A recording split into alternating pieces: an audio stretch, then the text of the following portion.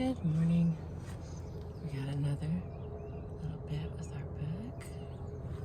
Out here with the pretty sun coming up and birds making a ton of noise. Washing Away Our Scars. From the book, Water Bears No Scars. Oh, I think I hear a train.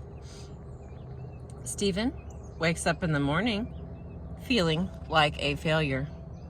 He wishes the feeling would go away. But Stephen is not living a life that anyone would call successful. The message his mind is sending him seems perfectly appropriate and even positive. That is, his mind is telling him, and me, that it won't be satisfied with the passive, non-constructive life Stephen is leading. Oddly, I am encouraged by this discomforting communication. Rather than trying to erase this important message with positive thinking or tranquilizers, I recommended to Stephen that he think his mind each time that message of dissatisfaction appears. His mind will continue to make him miserable until he changes his actions. After expressing gratitude for the message, he needs to turn immediately to what needs doing right now that will change his failing lifestyle. At a recent meeting of the Hakinkai Moritist organization in Japan, a young woman asked my advice about her problem with needles and pins.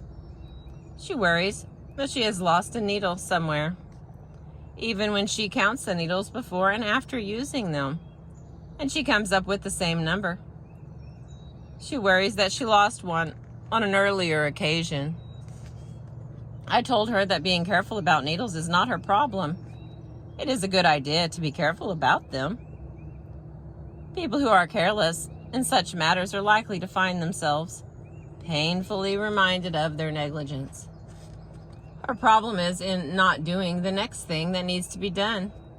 After checking that she has properly returned all the needles and pins she used during a sewing session. When she develops the habit of turning to the next task immediately and smoothly, her attention will be drawn into the work or play at hand and won't linger on the past matters of the needles. Although she believes that her difficulty lies in her fixation on the needles, it really lies within the latter matter of what she does or doesn't do. The concern about needles, like the worry before an examination, or the anxiety about one's health, or the dread of learning to drive, or the fear of making a mistake in front of others, or the shyness when making a new acquaintance, is natural. Anxiety is natural. Shyness is natural. Anticipatory worry is natural. All feelings are natural. They are only problems when we allow them to hinder what we do. They become problems when we try to struggle with them and try to control them with our will. A much better strategy, the one I suggested to this young lady, is to accept the concern as it is, as part of her reality at the moment, and get on about the cooking or vacuuming or laundering or dressing for the party or whatever. Helen tells me her parents don't properly love her. I ask her to look at the specific ways in which her failure to hold down a job, her shyness, and her reluctance to talk to her parents have caused trouble for them. Stacy notes that his wife and children blame him for being either too confining or too lax in the way he disciplines his children. His children show adolescent rebelliousness, and his wife is not the perfect housekeeper he wishes her to be. I ask him to attend to the favors these household members bestow on him, and to offer a word of gratitude for even the smallest thoughtful deed. Stacy tells me that he already reminds his daughter when she fails to say thank you at appropriate time. I point out that it is his words of thanks that are at issue here, not his daughter's. He is having no trouble with such matters, he insists. I ask him to go even beyond the level he has achieved so far, to offer verbal appreciation for the slightest effort of his wife and children, no matter whether he truly feels the circumstances to be trivial, no matter whether he sees zero positive response from them to his efforts, no matter whether he is feeling angry or regretful or unappreciated at the time. The form alone is sufficient at this stage of study. People who suffer a great deal from anxiety may not recognize the inconvenience their problems are causing others around them.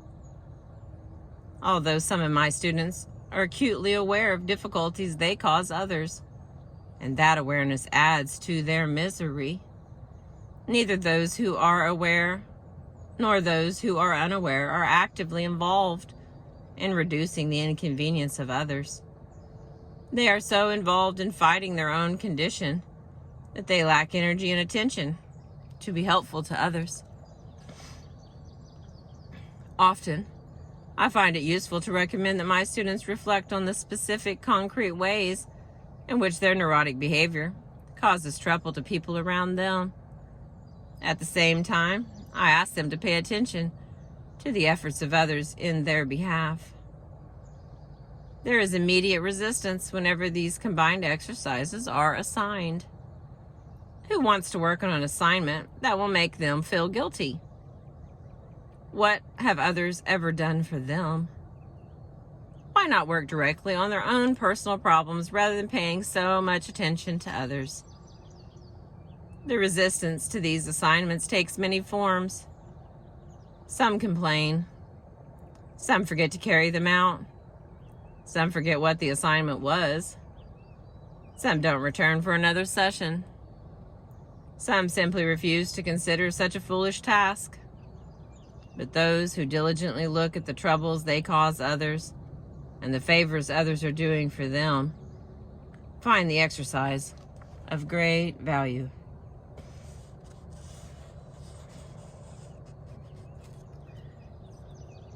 Compassion is a way of being. Page 61, letters. Letters of gratitude.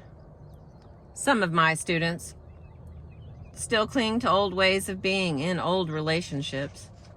Young adults who have learned in other therapies all the ways their parents have twisted their character often fall into this category. So do women who have broken off with someone they lived with for years. These students are still tied to the old relationships, even though they may have separated from them for years. One of the assignments I offer these students is to write a letter expressing gratitude for specific deeds of kindness the other person showed them in the past. For example, the letter might contain thanks for the night a parent went out in a downpour to get cough medicine for the student's whooping cough. Or it might include words of thanks for the former spouse's taking a day off from work to comfort the student when she was depressed. For specific gifts, specific acts, specific words, on specific dates, at specific places whenever possible. And the letter is to contain no mention of what the student did for the other person, or what the other person did to cause trouble or misery to the student. It is strictly a letter of gratitude. Needless to say, there is much resistance to writing such a letter. The resistance takes many forms.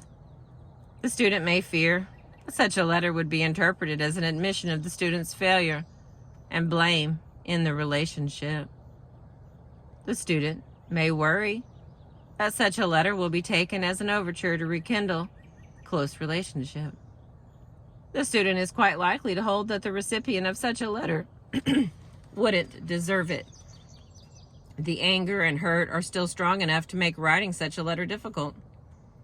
The resistance to the assignment helps the student to see the depth of the feeling still attached to the relationship. What the student may have thought was safely put behind still exerts a drag on what is being done now.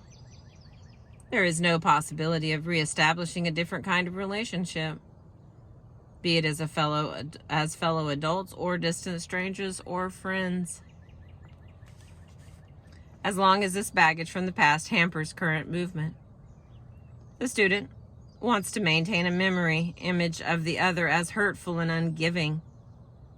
What has happened is that a certain amount of the student's energy has been diverted to suppressing memories of the acts of the other person's kindness. This assignment forces the student to recall past events in a more balanced fashion.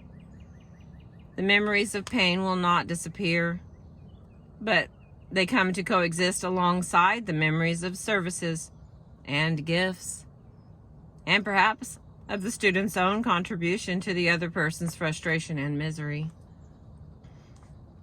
When the letter is at last written, there is another moment of truth.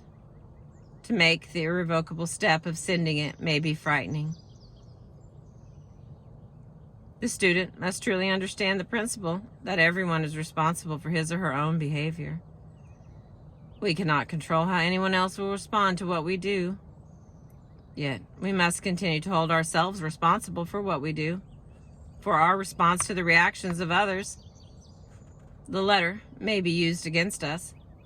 It may be misinterpreted. It may be disregarded or ignored. We build our evaluation of the letter on the rightness of our writing it, not on the terms of the other's response. It's still tied to the relationship. To write and send such a letter, regardless of what the response might be, is to be free. Letters of apology. These letters may be the most difficult to write, but often they are necessary for real progress and character development to occur. When written, they are evidence that character growth has already taken place. When there is trouble between people, some fault lies on both sides. We prefer to look at the causes that lie in others, rather than examining our own contributions to the discord. Writing a letter of apology brings up issues of image and pride. How will the reader take what I have written? Will the letter be used against me in the future? Will the letter be proof of my opponent's victory and my defeat? A properly written letter of apology contains no hint of the recipient's contribution to the problem. It contains detailed accounts of the writer's errors, specific apologies, and offers to make restitution when appropriate. The tone is not resigned or humorous or satirical. We know the devious means by which we carry out an assignment while avoiding the spirit of the task. This type of letter is not written for masochistic delight. We carry with us tasks that are unfinished. Unfinished business in old relationships can affect current ones. Ongoing relationships need to be cleaned up periodically. These letters tell someone that they are worth our time, our effort, our apology. They are.